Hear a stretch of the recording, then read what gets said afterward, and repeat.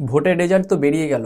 এবার আগামী 9 তারিখ কী রেজাল্ট হয় সেই দিকেই তাকিয়ে আছে মোহনবাগান দল। কেননা একটা টাফ ম্যাচ খেলতে চলেছে, অ্যাওয়ে ম্যাচ এফসি গোয়ার বিরুদ্ধে।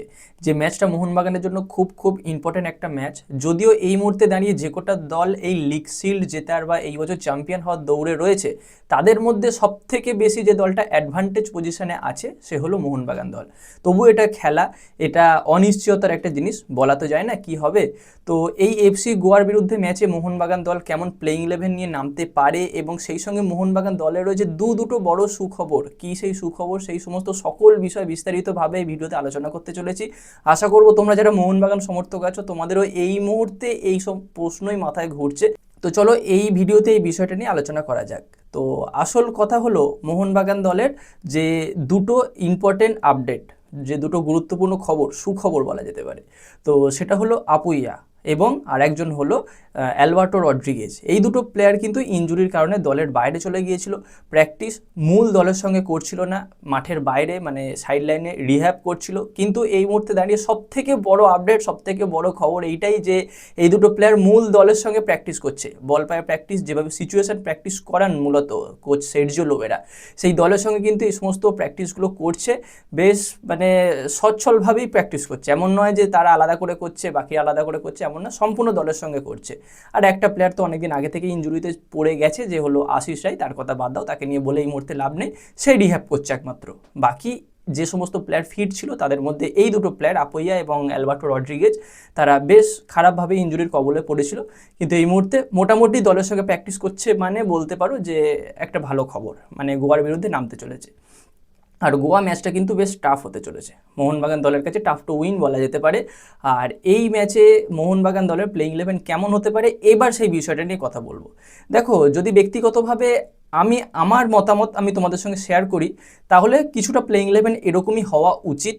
দুজন বিদেশি ডিফেন্ডার থাকলো, ডান দিকে অভিষেক টেকচাম এবং বাঁ দিকে যেমন সুভাশিস বোস রয়েছে তেমন থাকলো। আর গোলকিপার পজিশনে তো আমাদের বিশাল কাইত রয়েইছে।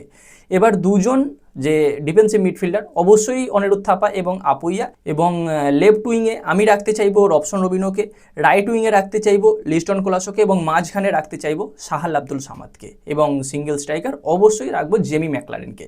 দেখো, সাহাল আব্দুল সামাদ কিন্তু তার খেলা দেখাবে।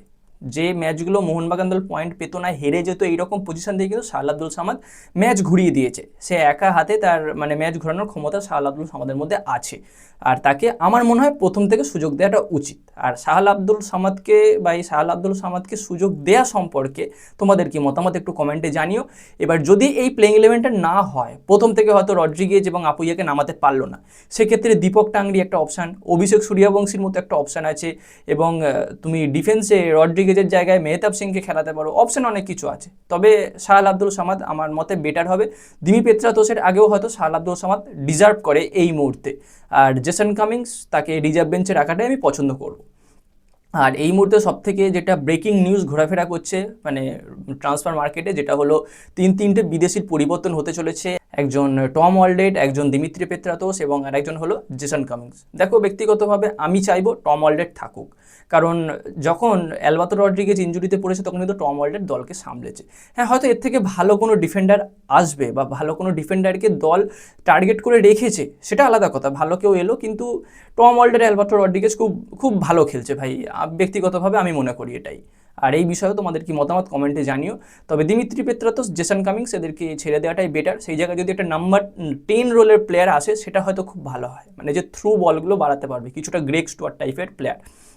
এবার যেখানে এই আপুইয়া অনিরুদ্ধ থাপা রয়েছে, সেখানে কিন্তু মানে ডিফেন্সিভ মিডফিল্ড রোলে একটা ভালো প্লেয়ার আনাটা মুশকিল। তুমি একটা ভালো প্লেয়ারকে নিয়ে এলে বিদেশি, সেখানে কিন্তু এই দুটো প্লেয়ারের মধ্যে যে কোনো একটা প্লেয়ারকে ড্রপ করতে হবে। তুমি কাকে ড্রপ করবে? দুজনেই তো ন্যাশনাল টিমের প্লেয়ার, দুজনেই ভালো কোয়ালিটি প্লেয়ার, যে কোনো একটা প্লেয়ার কিন্তু গেম টাইম পাবে না, সেটা একটা বড় সমস্যার দিক হয়ে দাঁড়াবে। তো এই মুহূর্তে বা এই ভিডিওতে এই বিষয়টা সমস্যা বা কি হবে না হবে সেইটা নিয়ে আলোচনা করে লাভ নেই, এটা এই ভিডিওর টপিকও নয়। এই ভিডিওয়ে মেনলি যে টপিক ছিল সেটা নিয়ে তোমাদের বললাম, প্লেইং ইলেভেন বললাম, দুটো সুখবর বললাম। এবার আজকে যে খেলাটা এই মুহূর্তে চলছে, যে মুম্বাই সিটি এফসির সঙ্গে ইস্ট বেঙ্গলের, আমি যেটুকু দেখেছি এখনও পর্যন্ত রেকর্ড করছি যে সময়, একটা কিন্তু গোল খেয়ে আছে ইস্ট বেঙ্গল। তো এটা যে এবার এই রেজাল্ট যদি থাকে তাহলে তো মুম্বাই 1-এ চলে যাবে এবং মোহনবাগান 3 নম্বরে চলে আসবে। তাতে করে তোমরা বলবে যে কিভাবে অ্যাডভান্টেজ হয়? হ্যাঁ, অ্যাডভান্টেজ হয়, কারণ মোহনবাগান দেখো 9টা ম্যাচ খেলেছে, আর এই গোয়া বলো কি জামশেদপুর কি মুম্বাই সিটি এফসি তারা কিন্তু 11টা করে ম্যাচ খেলে ফেলেছে। সেক্ষেত্রে কিন্তু দুটো ম্যাচের ব্যবধান রয়েছে, আর দেখো পয়েন্টের ব্যবধান 1 কি 2, মানে এই দুটো ম্যাচের মধ্যে একটা ম্যাচ জিতলো একটা ম্যাচ ড্র করলো মোহনবাগান, তাহলে কিন্তু টেবিল টপার হিসাবে থেকে যাবে।